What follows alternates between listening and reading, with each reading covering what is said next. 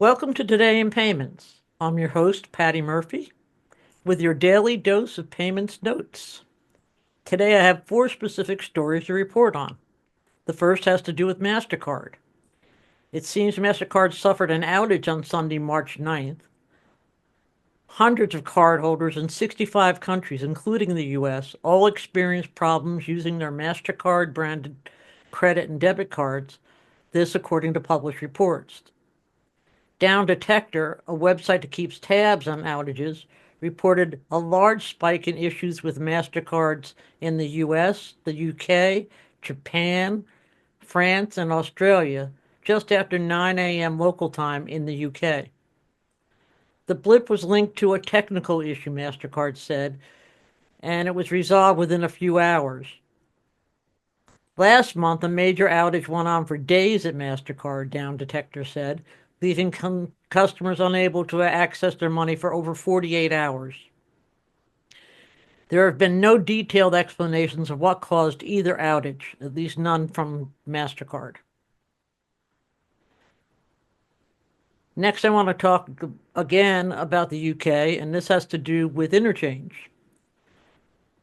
We hear a lot of complaints from U.S. merchants over interchange, but it's not just in the U.S. that Visa and MasterCard are under attack for the fees they charge merchants. Both card companies are facing regulatory action in the UK over a perceived lack of competition, much like what has been complained about here in the US. The Payment Systems Regulator, or PSR for short, is the UK's payments regulator, and it has warned Visa and MasterCard that it will take action to tackle the lack of competition and transparency in card payments markets. The Financial Times reports that Visa and MasterCard make up 95% of all debit and credit card transactions in the UK, and they have increased the fees they charge merchants by 25% above inflation since 2017.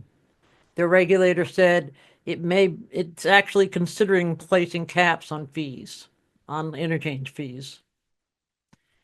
The UK, you'll remember, had been part of the EU, which caps interchange at 0.3% on credit cards and 0.2% on debit cards. But the UK left the EU back in 2020, which left it to its own devices to regulate payment card schemes.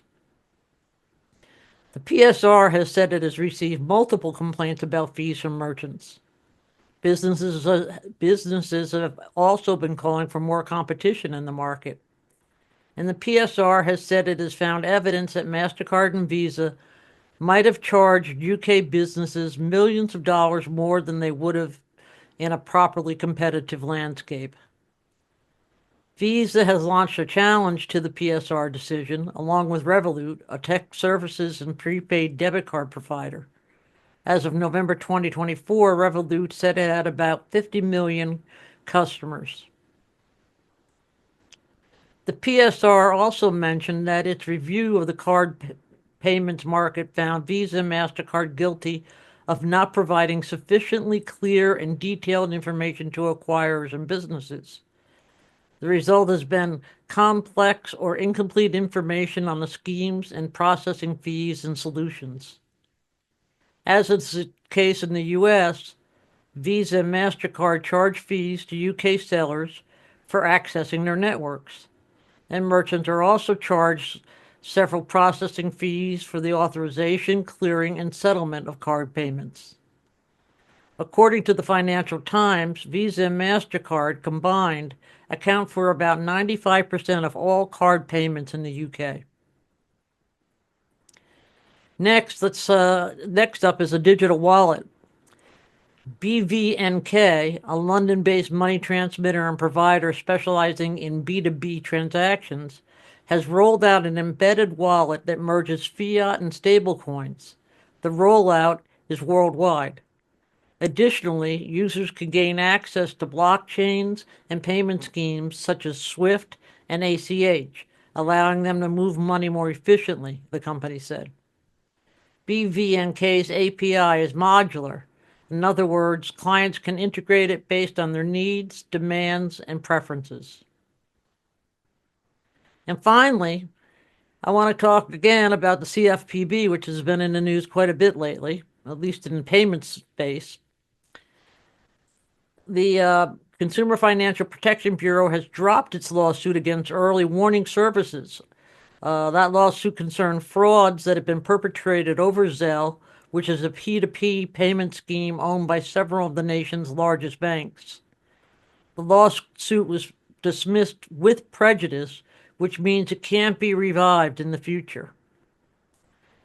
In an obvious move to scuttle actions taken by the CFPB during the Biden administration, the CFPB has dropped at least half a dozen lawsuits filed over the past several years. This includes claims against Capital One and Rocket Loans, according to several published reports. It also threw out a rule that would cap bank overdraft fees at $5.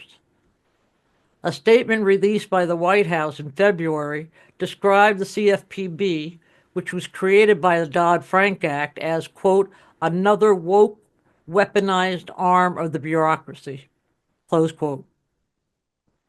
Well, that's it for today in payments. Thanks for tuning in, and keep coming back for your daily dose of payments notes.